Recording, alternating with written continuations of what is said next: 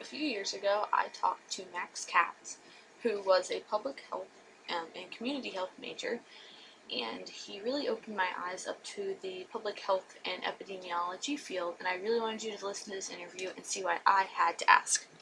Welcome to the show, Max. Hey, how are ya? Tell our listeners a little bit about yourself.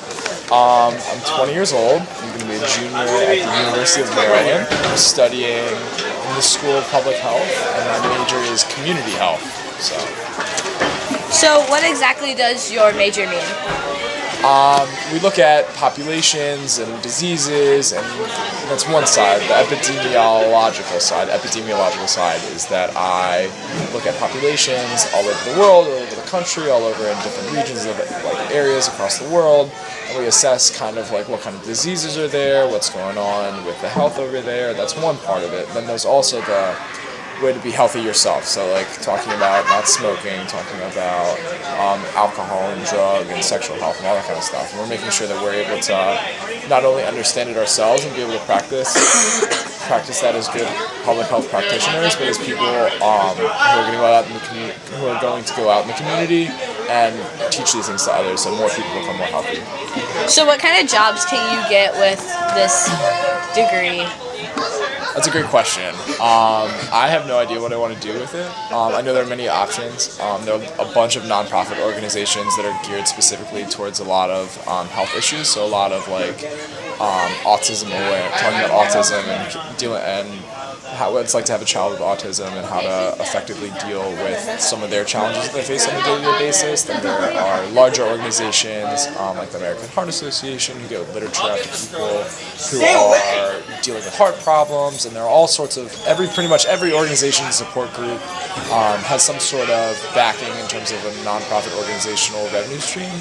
And that's one way to go. You can also work for the government and the Centers for Disease Control. That's more the epidemiological side. So you say, oh, there's a disease breakout in Colorado.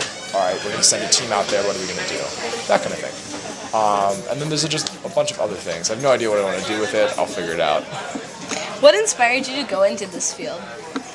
Too many dumb people, too many unhealthy people, and not enough people in my eyes doing enough about it. So what would you tell an even younger you? What kind of advice would you give an even younger you? Advice for younger me? I don't know. Sometimes just step back and have fun. Sometimes I took myself too seriously, and if I was talking to a younger me, I'd probably be like, all right, buddy, just go chill out and you'll be good. So hopefully I would probably say something like that to them. I'd probably be really overwhelmed by the fact that I was talking to someone 5 years younger who happened to be myself.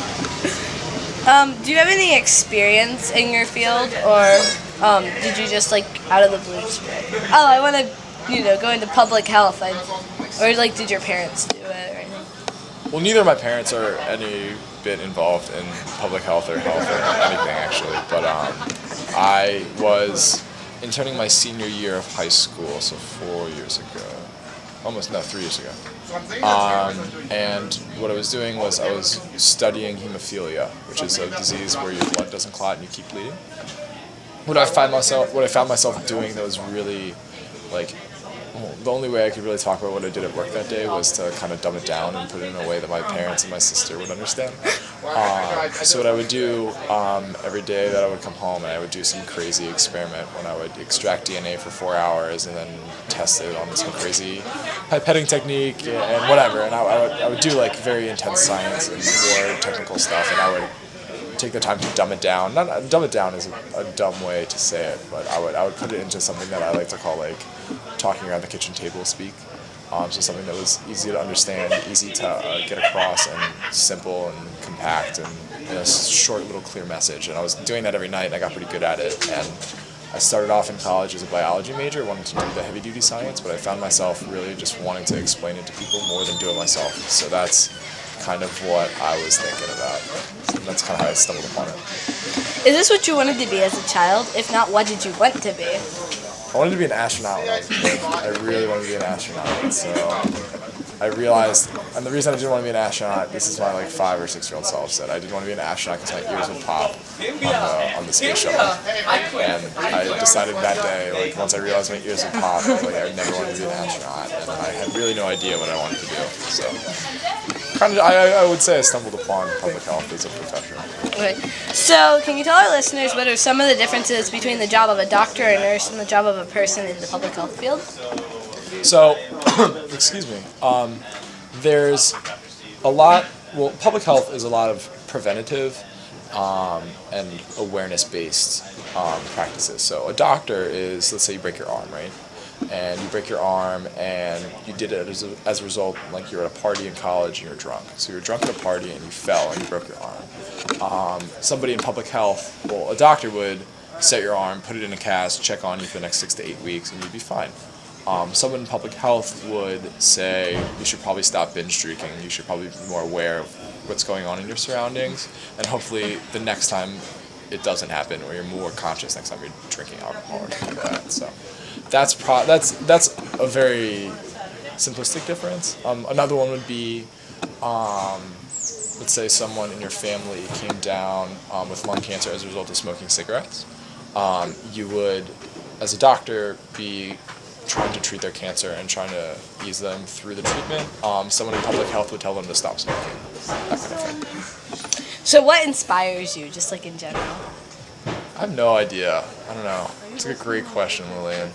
Hitting me the hard ones. But I don't know. I don't know. Give me 5 years and I'll answer that. Okay. I thought a really good thing that Matthew McConaughey said in his Oscar accepting speech was the person that inspires him the most was like him, like in 5 years. So he always said like I always want to be who I'm going to be in 5 years, and I'm never good enough. So he always wants to be like looking 5 years ahead. So I think that's kind of good. Not sure how that inspires me. I just found it kind of cool.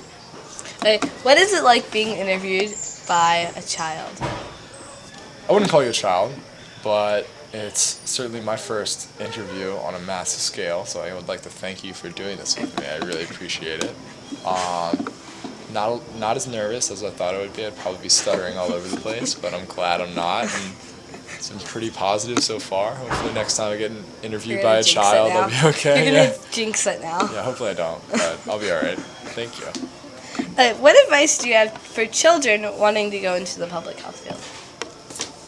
Children and younger kids going to the public health field is just kind of be aware of what's going on around you. If you're walking down the street with your parents or with some friends or something and you see some people like smoking cigarettes and you're like, I don't really like the way this smells, the way this makes me feel, or you see some people doing something that's unhealthy that you might not necessarily agree with or not think is healthy, just become a lot more cognizant and aware of these kinds of things. So when you are able to choose a career path and choose a major in college, that you're like, hey, I really remember when I was walking down the street and 20 people that I walked by all had cigarettes in their hands. Like you don't want to, and you didn't like it, so go do something about it. So just be aware of what's going on around you and things you do and you don't like, and kind of go from there.